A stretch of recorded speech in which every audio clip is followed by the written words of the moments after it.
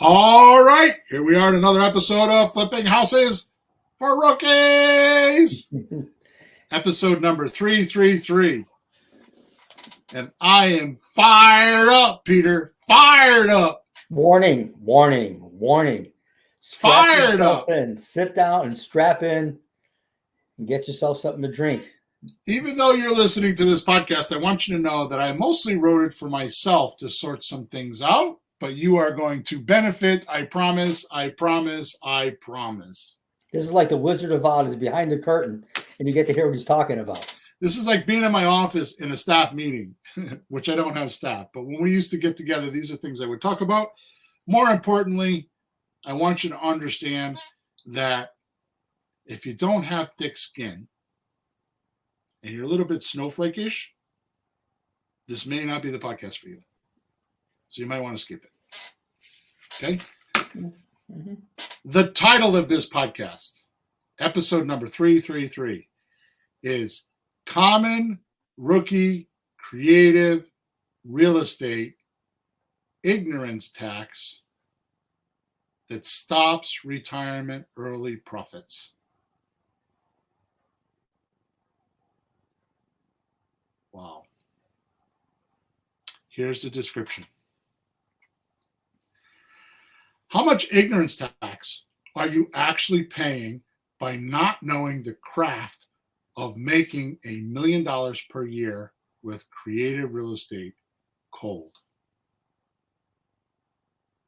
If you make $50,000 per year now, your ignorance tax to life is $950,000 per year. For not knowing how to find, structure, and profit from creative real estate transactions. Mm-hmm. Choosing to not learn with correct information in front of you is the same as not being able to learn. Or having a learning disability. And I'm not talking about reading books that you find in Barnes & Noble that only teach you broad, sweeping concepts and don't show you the details you need to get the rate of return you will need to pay down your $950,000 ignorance tax per year. So what has to happen to start paying down this ignorance tax you are burdened with? Especially if you don't have a lot of money now. In this single episode, we're going to talk about how you can pay this tax in full without breaking your bank account, or more important, how you can start today if that is your desire. And you can't find this information in Barnes & Noble book, in a Barnes & Noble book. Only right here and now is your chance. So make sure you listen up. Take notes. Huh. You know, when you first did the title, I didn't get the word ignorance tax. Like, what? But I get it. You know, tax is not just when they charge you tax on something. We have inflation happening now. That's a kind of reverse tax. Life costs more. So it's a tax on your life. So not making money, ignorance tax. Did you make that up? Or did you get that from somebody? No, I got it. I got it from somebody else. Yeah, okay. That's a good one. Ignorance tax. At the end, well, by the end of the podcast, you'll know where I got it from. That's fine. I've learned something that the biggest loss of money in anybody's life is the money you're not making. And don't know wasting and spending. What you're not making. And you don't know biggest. Yeah. Some people aspire or hope for it, but you're not making it. Cool. So let's do our housekeeping tasks. TASKS. Okay. So first of all, we record this podcast every Thursday morning at 9:30 Eastern Standard Time, and we live stream it to Facebook, YouTube, and Twitter. So you could go there and you could watch us live. If you happen to be in one of those platforms, you could use the spaces provided to ask us questions, and we can respond. Occasionally, like this video, we are pre-recording, but that only happens a couple times a year. You could also go to WhatsApp Messenger, and WhatsApp Messenger has we have a group on there called Let's Talk Real Estate, and there's a bunch of like-minded people in there that you could hook up with and ask questions and make buddies with and call and do deals with and everything else. As well as you can go to flippinghousesforrookies.com. Top right-hand side is a support link. You can send me personally support tickets, and I will respond within 24 hours. Often it's within the same day because I check them a couple times a day. Okay. Last thing I'd like to say is please make sure you subscribe to our channel wherever you're watching us or listening to us. Also, leave us a review, good, bad, or indifferent. As they said on the Clint Eastwood movie, the good, the bad, or the ugly. His is and the ugly, but there you go. All right. So, make sure you leave us a review and make sure that my intention is not to leave you hanging with this information. Lastly, in the link of the description of wherever you're watching us or hearing us right now, there is on the very top of the description, there is a link as well as on the very bottom, and I give a lot of stuff away there. I've given away courses I've sold for hundreds of dollars and not told anybody. I just put them in the link, and I track those links because I have a link tracking device. And it's amazing to me how many people don't take advantage of those free things. So, well, if it's free, it can't be worth much, really. Yeah. If it's free. My response to that is this, Peter. As my sister so adroitly says, oh, well. Oh, well? Yeah. My sister is a year younger than me. She has two sayings, whatever, and oh, well. She says them multiple times in a conversation. Yeah. All right. So here we go. Ready for the podcast? I'm all ears on this one. I'm going to sit back and listen. I got the feeling like you got put your seatbelt on. Put your seatbelt on because this has taken me quite a while to accumulate in my mind. It's a multiple. You have a lot of influences on this one? Yeah. It's not just me. I've listened to other people. I have a course that I'm doing. I have other things that I'm doing. It's just accumulated over time and actually culminated. And I'm going to give a lot of credit to somebody at the end of this podcast that actually provoked me to do it. And he has nothing to do with real estate. Yeah. Okay. Here we go. Start. Seeking knowledge. Doesn't seem like that should be a craft, right? Or for most, not that important until they can't do something. Yeah. Or they can't do something they want to do. Seeking knowledge. But what if you looked at it through a different lens? Like, how do I make $1 million per year? Those are easy words to roll off your tongue. I'm going to tell you, I did a Dan Kennedy course, which I cannot find. It is driving me crazy. I might have to buy it again, which is pissing me off because it's in my house somewhere. He talked about on stage openly to a very, very small crowd how to and what happens to you when you start making $1 million a year. Now, I want you to know personally, that is not written down on my piece of paper, I've not made $1 million a year. But I'm not that far off. I've had years where I've missed it by a few $100,000. More to the point, it's not consistent. 1 year it's up, another year it's down. But Dan Kennedy talks about in his course about how things morph as this happens. And the biggest reason is that the person that makes $1 million a year thinks different than the rest of us about everything. Yeah. So in podcast number 331, one of the things I told you in the checklist was make a decision. Yep. That was the first thing on our 15-point checklist, make a decision. Yep. I'm not talking about, a wish. I'm not talking about a desire. I'm talking about a decision that is going to change your behavior, your habits, your outcomes, your inputs, right? Like I said in that podcast, 331, computers, garbage in, garbage out. Yep. Right? I'm talking about designing your environment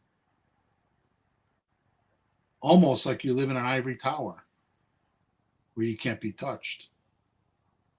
I'm talking about having knives and guns at the peripheral edges of your time blocking. So if somebody tries to penetrate it, they die. They bleed at the peripheral edge because you're that mean about it. Now, some people may not want that desire. They may not want what I'm talking about. But I'm telling you, you can't say I want to make a lot of money and not think like that. And I'm being crude by saying they die. I don't obviously mean that. But my point is that you're vicious about them protruding your time, wasting your time, using your time for useless things like you don't want to talk about at that point. Now, I'm not saying that you're like this 24 hours a day, 7 days a week. I'm just talking about this when you're working. Okay? Looking through a different lens, like, how do I make $1 million a year? And what do I need to know? This is the ignorance tax you have to pay in life. What don't you know? Better question. Do you actually talent stack? Talent stack? Yep. Okay. You can explain? Yeah. Actually, you're really good at math. As an example, you're really good at math. Okay, you're good at math. But when you stack that with creative real estate offers, it becomes much more valuable, right? I see what you mean. Yeah, How there's about this people one? there's people that have like two types of skill sets. You put them together and it adds up to something really. I got you. Good. Or they have one skill set and need to acquire another to make it better. Yes. How about this one? You have good communication skills, which by the way is not a lot of people. I promise you, it's not a lot of people, but there are people that have good communication skills. Well, okay. But when you stack that talent with talking to creative real estate sellers, and then stack on top of that your math skills, all of a sudden you bring mad skills to the table of buying real estate. So math, communication. Is there another one or two? Yeah. So what I was saying is, let me go back a page. So you have good communication skills. You have good math skills. Right. And what was the other one? I thought there was three. I guess there was just two. Good organization skills is another one. Sure. Right. So you may have one, not the other. You might have another, not the one. But the point is are you deal stacking? I'm sorry, deal stacking. I shouldn't mean to say that. Are you skill stacking?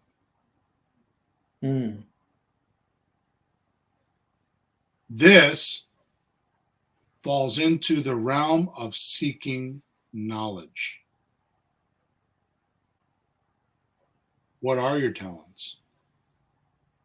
What are your weaknesses? What are your adjacent skills you need help with or need to add to?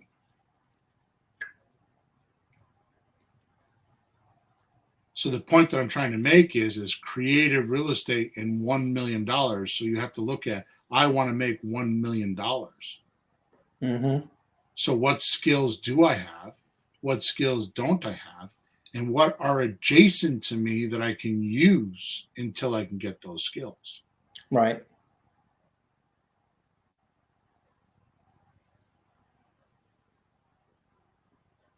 So the way you do this is you obviously have a skill. Everybody has a skill or two or three. So what that means is you take those skills and make money with those skills. And then you take a portion of that money and you go learn about the adjacent skills or the additional skills you need. That's what we're called paying down your ignorance tax with stacking your adjacent skills and becoming more and more valuable. It makes a lot of sense. Now hear me loudly. I'm not talking about reading books. I'd like to be clear about this. I want to clear things up. I read a lot of books. You know that. You do. But no one has ever asked me why. Why do I read a lot of books? So what do you think, Peter? Why do you think I read a lot of books? Well, I think I've heard you say this, and I hope I don't get this wrong, but you'll correct me. You'll tell us in a second. I think you said you'd like to get other people's opinions of things. Right. See, I was listening. I was listening that day. Other people's opinions of things, their viewpoints. Yeah. So here's my answer to that. On a talent that I'm trying to improve. So it's not just willy-nilly what I read. It's on a talent that I'm trying to improve. I'm trying to stack my talents. Yeah. And I recognize, I'll give you an example. Okay, so I'm really good at creative real estate. Okay, that's good. I buy deals. I do things, right? That's good. But it doesn't make me $1 million a year. So, and the reason why is because I have a mad passion to teach it. And you know as well as I do, I have more passion to teach it than I do to actually do the deal sometimes. I've had conversations. Bill, we have 2 houses we can buy this week. Well, I got to do this coaching thing or this. I got to make a webinar. I got to make a video. Like, but. I've said, like, you sure you want to spend all that much time there when, you're skipping deals here? Yeah. So the talent that I had to stack is like all the internet, how to make courses, how to run podcasts, how to do recordings. I just set up the other day. I set up a new studio in my outside of my office to record videos. I'm going to tell you right now, one of the most amazing things that I've ever created with Sean and David is creative REI replay. I believe at this point it's in its infancy stage because we only have 100 and something users at this point, which is changing. We've actually taken the learning curve, the experience, and all the hard things people struggle with in creative real estate, and we removed it with push button technology. Believe that. Yep, we did. That's stacking talent. That's learning. We just hired a programmer. I had to deal with that whole new talent of like how to deal with a programmer and how to make things work and how to test things and UI. UI is a user interface, right? There's all this technology I had to go learn, right? So my answer, as you said, is on a talent that I'm trying to improve. I pay down my ignorance tax by reading, like you said, other viewpoints or opinions of how that author has done it or not done it. Yep. Now pay attention to this. I'm looking for the general concept, not the details on how to get me my maximum return on investment. Excuse me. So basically, let me get a drink of water here. I'm sorry. Yeah, they can be talking about some very specific things in a book, but you're going to adapt the concept to anything you're doing, and that's what you need to look for. So yeah, I'm shopping around to see who I can get a course from, or who I can get coaching from. To me, it's like going on to Amazon and buying a pencil. Like, which one do I want? So when I'm reading books on like who can I buy a course from, or who can I buy some coaching from? And here's the reason why. Only courses, coaching, or masterminding will give you the details to apply and pay down the ignorance tax you have. Reading a book will not do it. They say too general? Yeah. Or they say more like what you need to do, but not how? Right. So having written 6 or 8 books myself, actually I've written more than that for other people, but having written, we'll say a dozen books in my lifetime, right? For other, because I've written books for chiropractors. I wrote a book about the internet.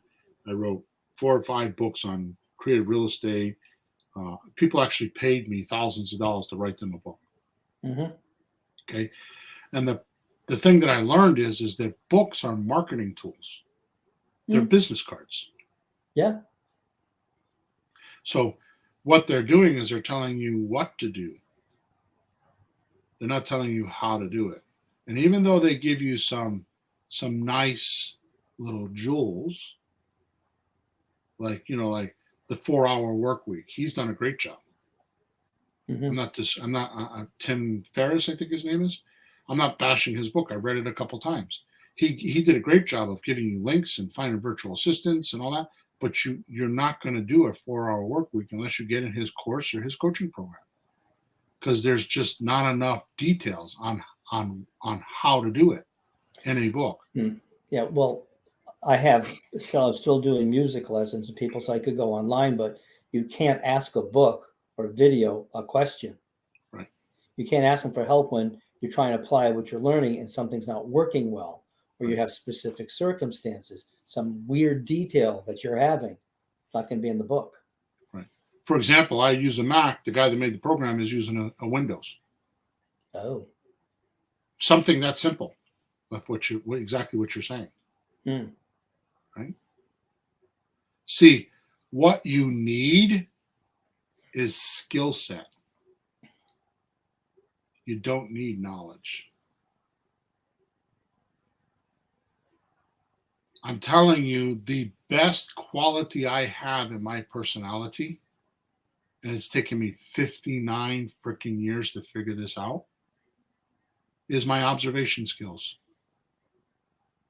I've learned the most from my observation skills. And that means observing myself. COVID helped me with that. All of a sudden, I'm on camera all the time, seeing myself, watching myself talk, watching my emotions, and watching my reflections of my body motions. That has humbled me immensely. I'm a big guy. I didn't know I was a big guy. I thought I was normal. And I don't mean big like fat. I mean, I'm 6'3", 200 and I think 75 pounds. I'm a big guy. Yep. I mean, yeah, I got my belly on me, which goes up and down. But for the rest of my body, my wife talks about it all the time. She's like, other than your belly, I have no fat on my body at all. According to her. But I had to get on video and I had to confront myself. And I actually act different now because of that. That's a skill set. That's stacking your talents.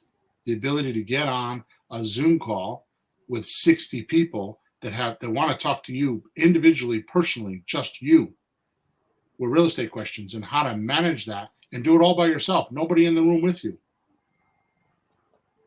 It's a talent. Yep. You need skill set, not knowledge. And besides, like I said, most books today are written as a marketing tool for other products or services, like courses and coaching. That's what they're written for. They are public relations. They are the PR aspect of that author's business. It's their outflow. It's their contact step. So you build some relationship with them. And then when it comes time for them to start marketing to you, you already know who they are. The PR has kicked in. And then they start doing marketing. So then by the time you go through their public relations, their PR, and through their marketing, by the time they get ready to sell you, it's a shorter sales process for them. Yeah. Oh, I know you already that guy. know them. Yeah. Absolutely. And yeah. I like you get an email from somebody, you read the book or you met him at the conference. You know, it's what's his name? And here's what happens is the PR aspect of it, where he's talking or either on a video or she's talking on a video or you're reading a book. You gain affinity. You say, he's just like me. She's just like me. You gain affinity. Then the marketing comes in and you gain agreement. Oh, yeah, I like this guy. I like this girl. Yeah, they're really talking. They really talking my talk. They're just like me.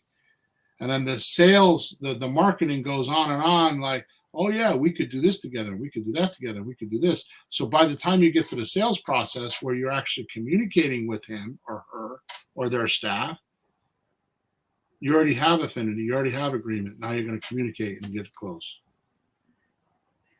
This is what these guys are doing. I do it myself. I understand it. Yeah. So the books in Barnes & Noble are not going to change you. That knowledge is not going to change you. It is not going to pay down your $950,000 ignorance tax. Make sense?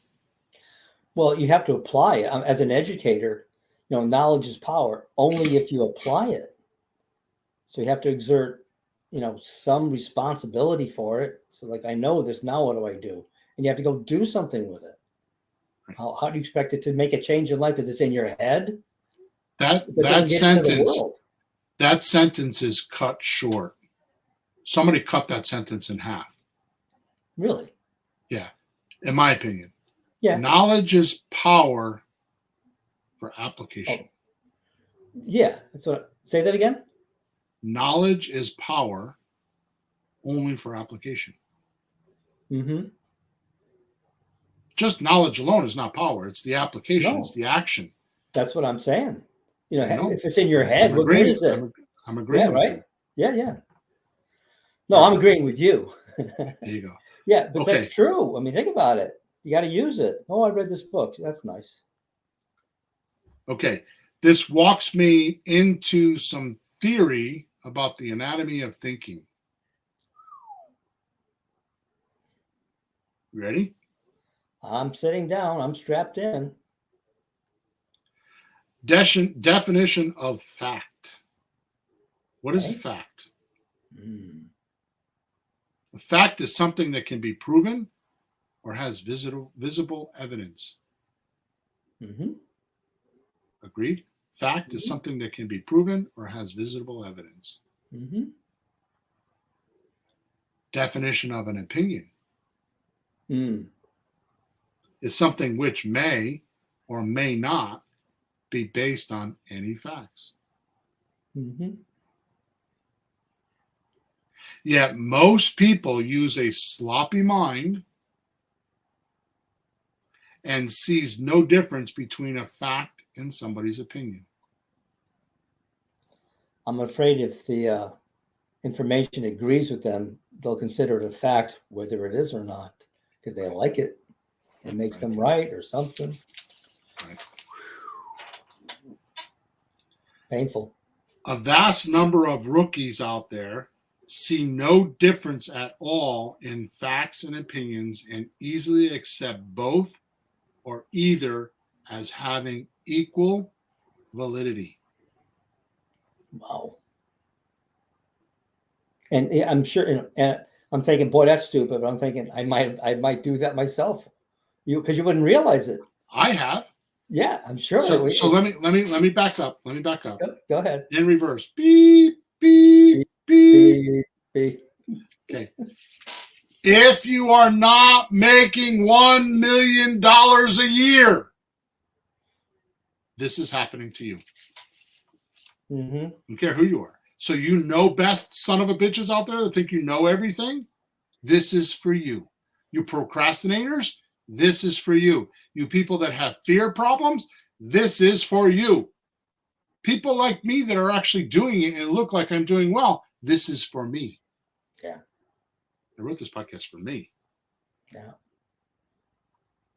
A vast number of rookies out there see no difference at all in facts and opinions and accept both of them or either of them as having equal validity. You know, I have a bad feeling, Bill. This is just my 2 cents. This is my opinion, not a fact. But as an educator, I'm pretty sure that there's people out there that don't think that there really are facts. That, you really can't be sure of things. So if it's okay for you, it's okay. I'm pretty sure there's that too. So what you just said won't even register with some people. Like, well, nobody really knows. I mean, I've heard it said, like, well, nobody really knows about so whatever you think is fine. Like, oh my God. Just to make it worse. So if we can come up a couple notches from there, good podcast is for you. Below that, nope. A vast number of rookies out there see no difference at all in facts and opinions and easily accept both or either as having equal validity. Yeah. Funny thing is, well, what does that mean to you? I mean, you just gave me an example, but what does that mean to you? Well, if you're trying to do something, buy houses, do anything, and you have a list of facts and you have some opinions, if you use more opinions than facts, how can it work? An opinion has, I don't know, a 50-50 chance of being right, less. If you're running on opinions, I mean, it's hard enough. This is a tough world. Let's be honest. This is a really difficult world to live in. It is just hard. And if you don't have facts to navigate through, it's still hard. And if you use opinions, good luck. How's that supposed to work? We're going to talk about all that, Peter. But I didn't write this down, but I want to add a little injection here. You know what's worse than an opinion? No. What? An unsolicited opinion. Oh, yeah. Well, if you want my advice, no. Right? Tell a kid, don't ride that bike. My sister-in-law does this to my niece all the time. Don't do that. She's dramatizing her fear on her child. Yeah. She doesn't like bikes. She fell off a bike when she was a kid, so now she doesn't want her daughter to ride a bike because she thinks it's dangerous and actually thinks that's a fact. And does she think did she say you're gonna get hurt? Yep. You're gonna get hurt. She didn't say don't get hurt. She says you're gonna get hurt. Here's another one. What? Don't do real estate. That's stupid. I have a partner right now saying, I'm not doing real estate. You only make $400 a month? No, I'm going to go off and make software instead. That's an opinion. Mm-hmm. The funny thing is, if you use opinions instead of facts to solve problems, you end up with insane, unworkable solutions with no return to pay down your ignorance tax. So Stop the press. Stop the train. The breakdown. Let's have a moment of silence right now. After I read this. The funny thing is, if you use opinions instead of facts to solve problems, you end up with insane, unworkable solutions with no return to pay down your ignorance tax.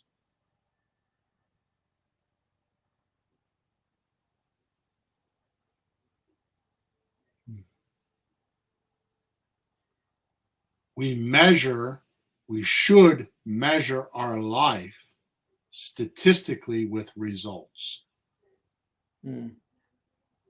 Results come from facts. Yeah. Now watch this. You ready? We're moving on. Mm-hmm.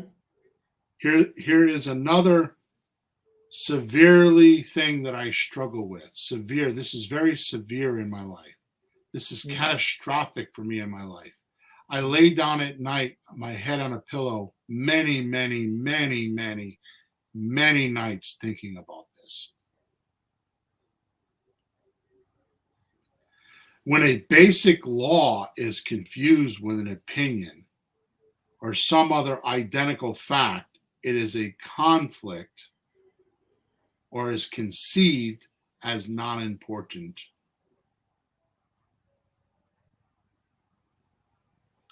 So when a basic law is confused with an opinion or some other identical fact, it's conceived as non-important. Wow. And it's a basic law. The basic law is not conceived as a senior data or fact. So therefore could be tossed away. And the rookie feels they are no more poorer for it. There's the heart of ignorance tax right there. Ouch. Truth is, when a rookie cannot use a subject he studies or cannot seem to understand a situation, the disability is that the basics are conceived by him thinking they are senior information, when indeed are actually just common knowledge.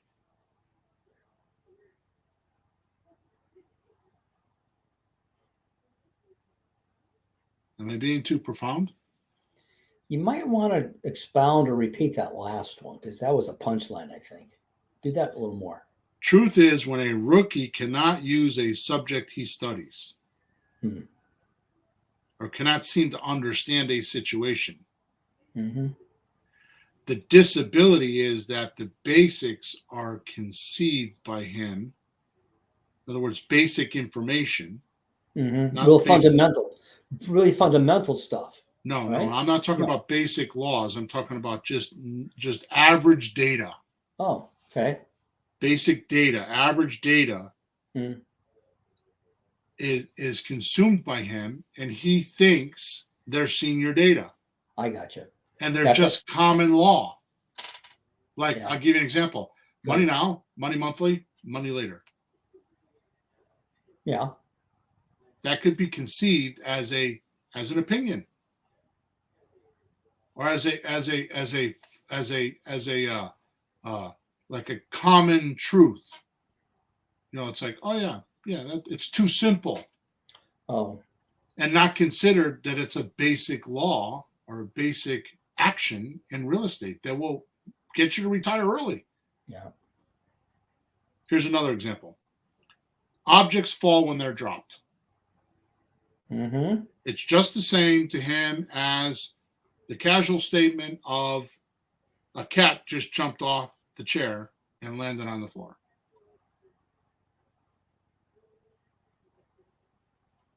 They're the same data to him. Where one, objects fall when dropped, is gravity. It's a basic law. You need to know that if you live on planet Earth. You can't, I'm going to get to this in a minute, but you can't predict, you can't do anything unless you know that law. Otherwise, you're going to get hurt. Try cutting a tree down without knowing that. Right? Is not the same piece of information as a cat just jumped off the chair and landed on the floor. Nope. They're different pieces of information. And they're used differently. Well, our not to digress too much, but our education system does not know that. I'm an educator. I work with students all the time. I know that they don't know that.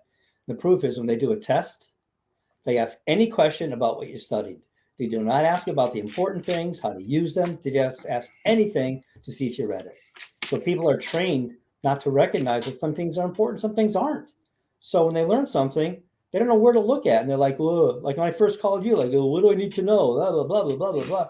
There's a long list of this. And I didn't know. I was looking for where to start. I knew that much, but they threw too many things at me.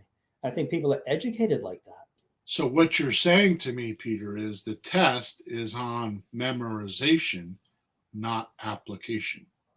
Right. And it's memorization of the small fact, not even the important stuff. Right. I got a guy going through jet engine testing for his license.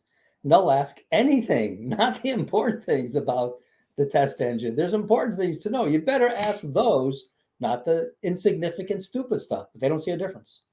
Right. So I'm just saying people may not, I don't think they're trained to look for what's important. They look for the whole pile. And you just can't. It's just too much. And you don't need the whole pile. You need the simple, true facts. Here's what you need to know. Go. Or else you never get a move on. That's my 2 cents. All right. So, by the way, the definition of basic law for me is, I should have done this first, but what is a basic law? Mm-hmm. Like, here's my definition. Mm-hmm. A codified set of agreements that are set because of self-evident truths. And often it is an unprovable rule or principle, because no matter how many times you do it, the same result is gotten. So did you say it was unprovable? Yeah. So a codified set of agreements that are set because of self-evident truths, and often it is unprovable rule. So, like, every time I drop something, it falls. That's gravity. Mm-hmm. I don't have to prove that law. You don't have to prove it. It just happens. And, there's no exception to it, right? There's no exception to it. There's no exception. So there's no sometimes look, maybe not. It's always that way. So just the end of story. So I don't have to. So that's a natural law. It's a codified set of agreements that are set because of self-evident truths. Yeah. Every time I pick something up and I drop it, I let go of it, it falls. I don't have to prove it. I don't have to do anything. It's just going to be that way. Yeah. Like money now, money monthly, money later is the way to evaluate your deals. And if you get each one of those, after a while, you will retire. Well, all 3 of those do happen, can happen, might happen. Let's see if we can get them all to happen at the same time. Would be nice. Right. Right. So whenever you have thought confusions, you will always find facts and opinions are mixed up.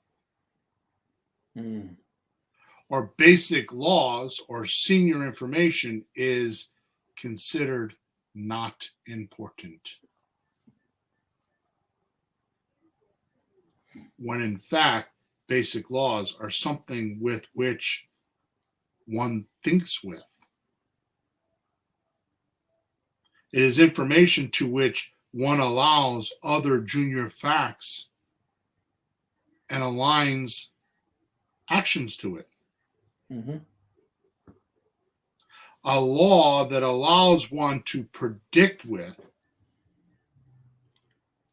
right? Mm-hmm. A law that shows you that an object falls when not supported. And of course, cats, books, plates, and other objects can be predicted in a certain behavior if one lets go of them.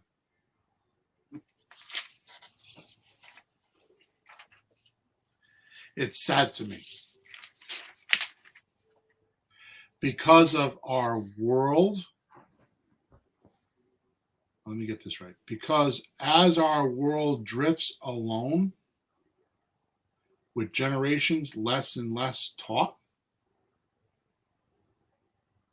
and more suppressed in thinking, with government parties owning or controlling TV studios, newspapers, social media, the general public is fed with lies, half-truths, opinions, and actually consider them facts. Yep. I'm not going to say, you didn't mention educational programs. I'm not going to say what the student walked out of here told me yesterday, about what they're telling her in school and how they think it's true. And like, oh my God. Not even going to bring it up. That's a nice one. Then wonder why their opinions don't get them results, or why they struggle to make 50 grand or 100 grand per year.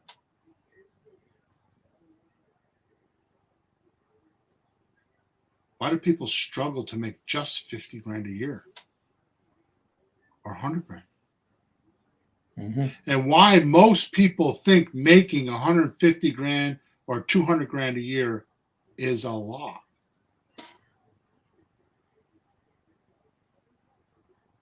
Ignorance tax.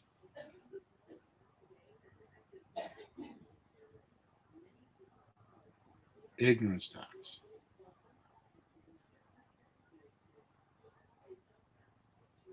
Instead of burning the ships to win the fight when it comes to paying off your own ignorance tax. And that comes from the story of, like, this army with, all the ships hit shore of an island. Mm-hmm. And the troops come off, and the general says, burn the ships.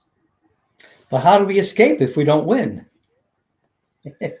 And the point is that either you die in the fight or you win the fight. But I'm going to tell you right now, when you're faced with that decision, die or don't escape, you're going to fight a little harder. Yeah.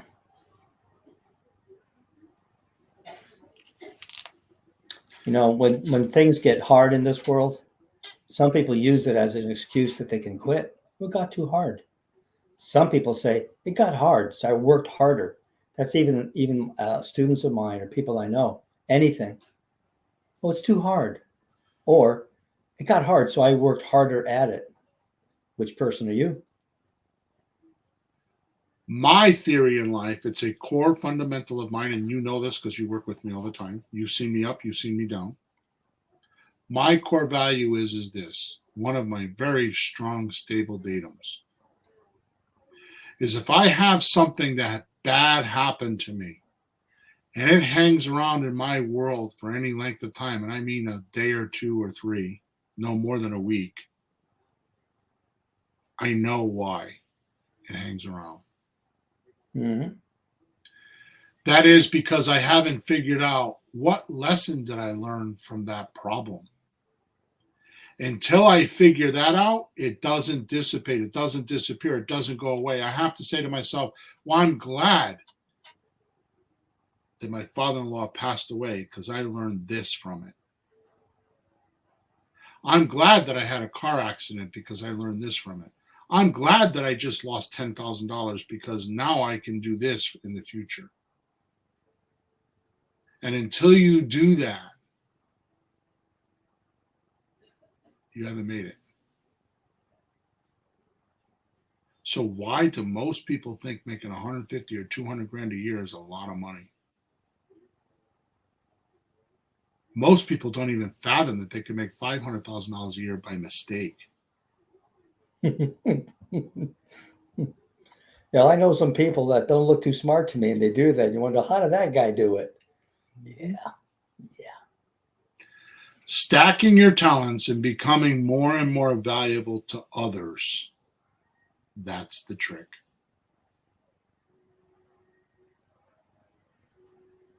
Taking a percentage of what you make each week and invest it into you. Getting those courses with all the tiny details you're missing to get a rate of return on your time and study. My wife used to give me a hard time because I just bought a course. It was $2,000. I didn't have the money, extra cash. I took it from places I shouldn't have. I'm all over that thing. I mean, I've spent hours in there this week. It's a talent that I want. Mm-hmm. I thrive for it. I believe it's going to change my business. And I can't tell you how many courses I bought thinking that, and it doesn't. But I always manage to somehow. I remember one time I bought a course, was on how to write books. It was $2,000. We had no money at that time. And my wife, like, oh my God, she let me know where the bear shit in the woods on that whole drill. I think there's seldom a time where I buy a course where I don't get at least my money back by trying it. And I don't mean like a monetary, I mean like real money. Like I bought this course on how to write books or how to publish a book, self-publish a book. Yeah. It cost me $2,000. I not only did it for myself 3 times and saved all the money, but I sold 3 books to 3 chiropractors and made over $6,000. We buy the Dave Lindahl coaching. Yep. We spent a bunch of money. I got my money's worth. We did. I now have multifamily houses that I probably wouldn't have if it wasn't for him. Mm-hmm. I go to Ron LeGrand. If it wasn't for Ron LeGrand, I wouldn't be where I am today, spending $7,000 my first time. Bankrupt in a gas station, selling my $40,000 toolbox for $7,500 so I can go get an education. Mm-hmm. That was 20 years ago. $40,000 was a lot of money. It took me 10 years to pay that $43,000 off. When I sold it to a guy, he made a hell of a deal. Gave me $7,500 in cash. I went into my office and I called Ron LeGrand and I put it in my bank and called Ron LeGrand and gave it to him. Yep. And went to a seminar. Spending the money for a coach. Tiger Woods, set for life. I think he's got enough money. He doesn't have to worry. He probably still has a coach too, doesn't he? And he still has a coach. Mm-hmm. Pick any one of them. I have the glorious ability to sit with Tabucky Jones any night of the week I want because he owns the cigar shop where I smoke cigars. And he played in the NFL for 10 years. And when you ask him direct pointed questions, even though he's got an ego bigger than the Empire State Building, he'll come down if you ask him the right questions and tell you you can't do it without coaching. You can't see yourself swing a golf club. Yeah. You can't see yourself working. You can't see yourself fumbling or why you fumble the football. Well, first, we don't want. I hate to see myself making mistakes. It's hard. Yeah. You don't want to. Number one, and then 2, you can't even do it. So why not? 2 heads are better than 1. So just to test this concept, just to prove that I'm right, and I'm not trying to be right, but just to prove that I'm not full of shit today, and I'm trying to sell you coaching because somebody's probably thinking right now, oh, he's probably trying to sell coaching. No, I'm not. Actually, my coaching program, I've got 3 slots left. I've actually got it closed right now. And I need some cash too, and I'm doing it against my checkbook screaming at me. Because you always need cash, right? I lost my train of thought. You're going to prove it. Oh, thank you. So talk to a seller, record yourself, then listen to the recording and think, was I really good at that or do I need help? You're coaching yourself. So just have two job descriptions. One as investor, another as coach. So how would you coach yourself? Just record yourself. I don't even just talking to your wife or talking to your kids. Most importantly, talking to a seller. Just record yourself just once. Just record yourself and listen to that recording. And think, am I worth $1 million a year? Was that good enough to make $1 million a year?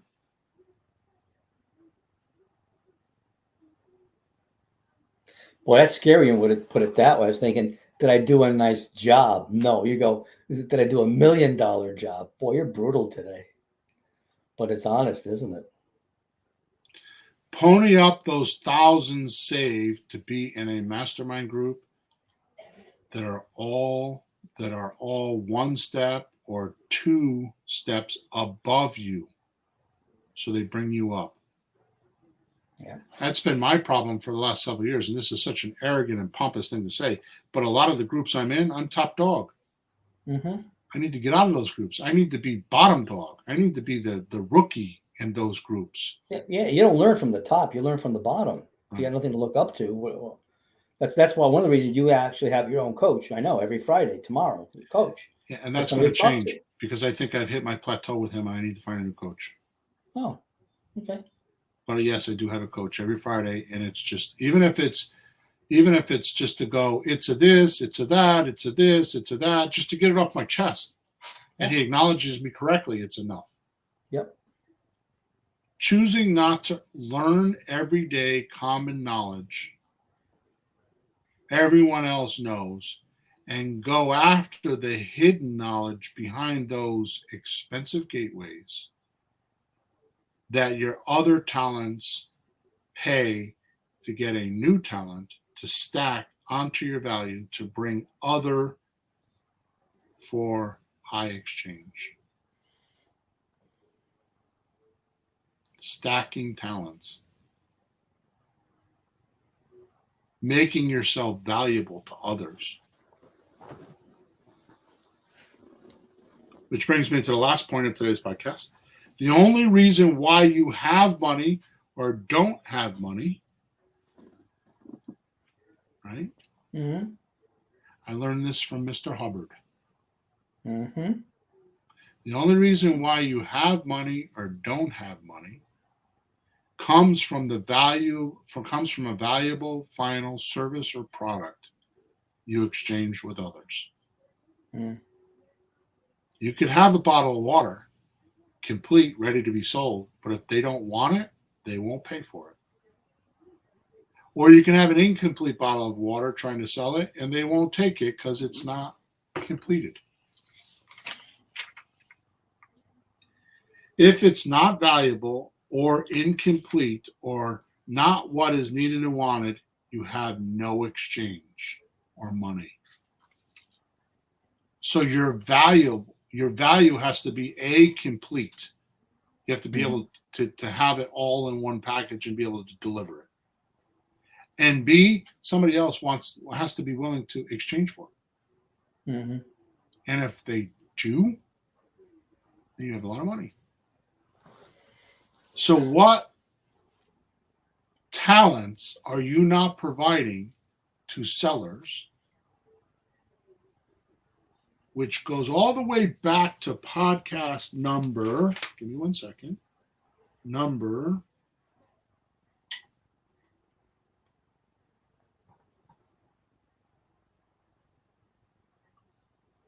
oh my goodness, 228, I think it is. Yeah, 228, the great rookie conflicts in creative real estate today.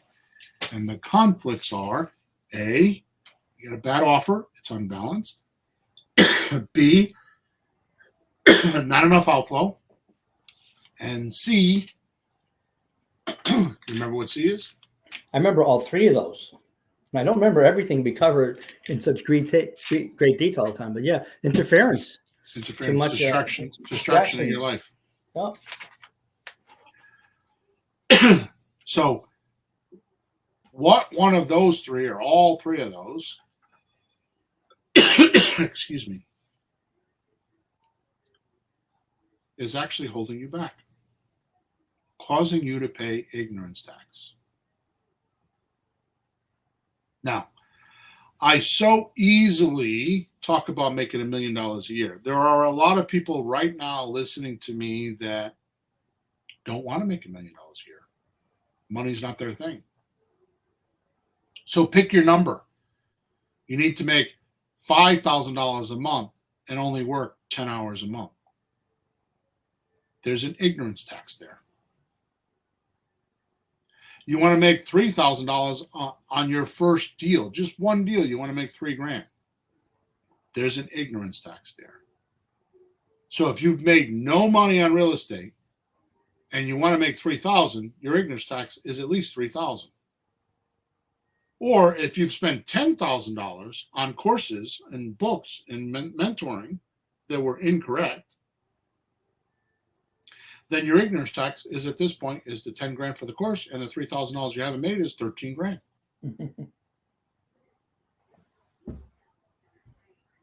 It'd be funny if it wasn't so sad.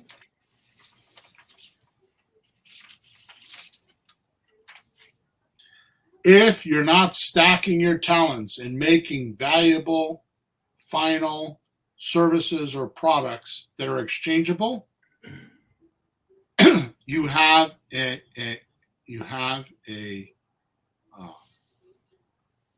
tax, right? You have an ignorance tax. There's something you don't know. There's something you aren't doing. Agreed? No, well, the proof is in the result. Bottom line's bottom line. What are you going to say? I did everything right, and I don't have enough money. How are you going to say that? Right. Or you've convinced yourself what you're doing is good. You're at the top wrong. Well, now what do we do? Blame somebody else now? Yeah. See how we could easily, right now we could easily blame the administration.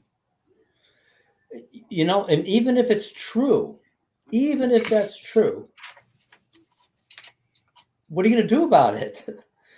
So who suffers? Somebody else or you? So do something about it. Not to get political, but I know, and I am definitely not a Biden fanboy for sure. But they blame Biden on inflation. I think Mr. Trump had a lot to do with it too. Yeah. Because when he was running COVID for 2 years and they had the whole country shut down, they were printing money. They printed money because inflation to me is as simple as this: too much money, not enough products. In other words, you have one house to sell and 20 buyers. The price will go up. Yeah, that's just a law. That's just economic law. That's what I was just talking about. Basic law. No opinion there, boy. So Mr. Trump had something to do with this, President Trump, because he had the country shut down and he was printing money and giving it out for $600 a week. Yeah. And it's always that way. The next administration comes in and they have to pay for it. Now, Mr. Biden is still printing more money and still trying to give more. I mean, Donald Trump, as far as I'm concerned, was printing millions. And Mr. Biden is printing trillions. There's a difference. So I don't think either one of them is good or bad. The point is that inflation is considered the hidden tax. Yep. So how do we have a skill to fight that? What skill can we use to fight inflation? Well, I've already told that to you in past podcasts. Mm-hmm. You could get really good. You could take one of my courses. I have an unbelievable course on how to do subject to. It's a 6.5-hour course. It blows anybody. I will put it up against anybody on the internet. And if I don't blow you away, I'll give it to you for free. It's a few $1,000s. But imagine this.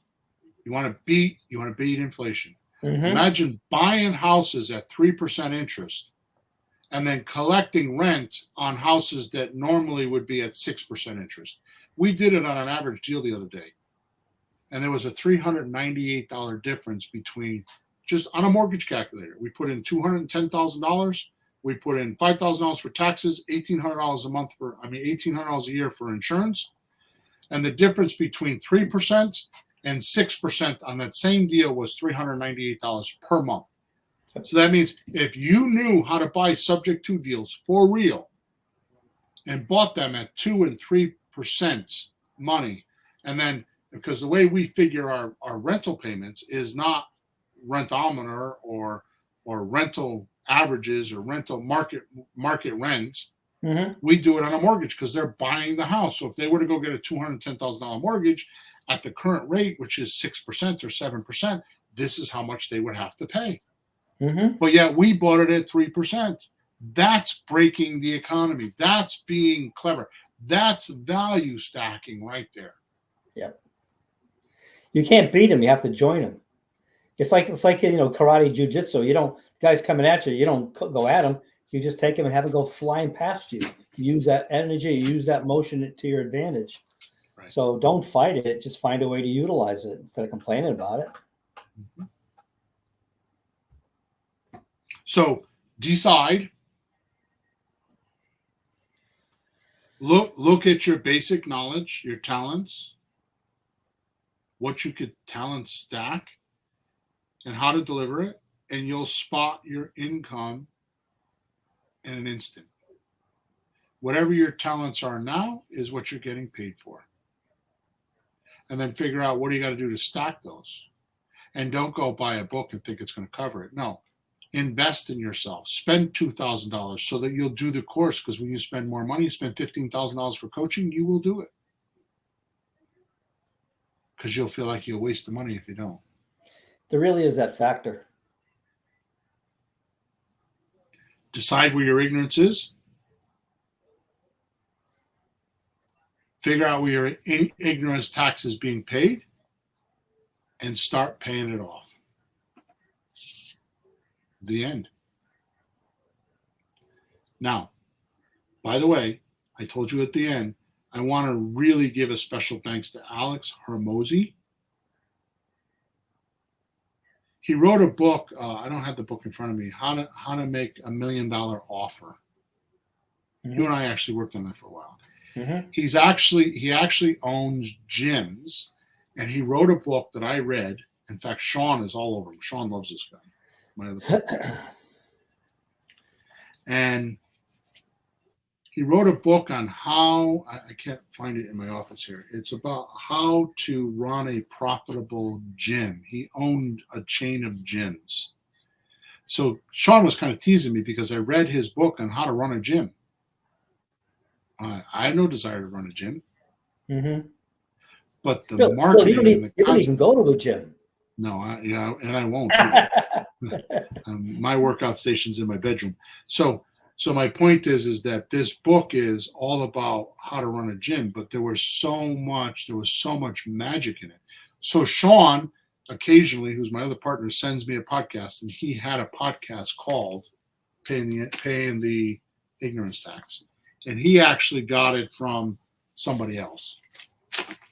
So I have completely robbed this, but I want to say thank you for Alex because he motivated. I had already been in this funk. And to me, it has nothing to do with making $1 million a year. It has everything to do with, I told you at the beginning of this podcast before I pushed the button. It goes like this. I don't want to be po no mo. And I'm not saying I'm poor because I'm far from it. Far from it. Mm-hmm. But my point is that the money for me is a scoreboard, and it's not how much can I get, but it's how much can I get and help others. How much can I get so I can help the church, and how I can educate other people, and how I can help other people actually learn real estate. Like I said on the last podcast when we were talking on, I think, episode number 331, I could have retired. I could have retired in 2013, and I did. And it lasted for about 3 months. And I realized how I don't enjoy walking around in flip-flops, smoking cigars, sitting on my deck, working on the computer, doing stupid shit. I didn't enjoy it. Mm-hmm. But I enjoy doing what I do now. And it's a matter of I need to make more money now so I have more resources to do more things that I want to do. You know? Like an investors association, like all the thousands that we spent to create, to generate and start up creative REI replies so others could easily do real estate. And we've done that. Yep. Thousands and thousands and thousands of dollars and we have 100 and something users that are giving us testimonials that make me cry. People come in that have said that they've spent tens of thousands of dollars trying to learn real estate, and they've been in creative REI replay for 30 days, and they've already doing a deal. That's what I want to work on. Okay, 9 minutes past the hour, now 10 minutes past the hour. I hope that was good for you, Peter. I hope that was good for our listeners. I hope it was organized enough to make you think. I hope you too will be dedicated to paying your ignorance tax. I know I am. And I just want to say, make sure you leave us, you subscribe to our channel wherever you're watching us or listening to us. Make sure you leave us a review. Make sure that you go to WhatsApp Messenger, look for Let's Talk Real Estate and get in that group. Or if you have any questions, send me a support ticket at flippinghousesforrookies.com, top right-hand side. Also, there's a link in the chat that will help you with today's podcast. So make sure you go check it out. It's not in the chat. It's in the description. I always say the chat. Okay? With that said, we're going to move on. Have a good day.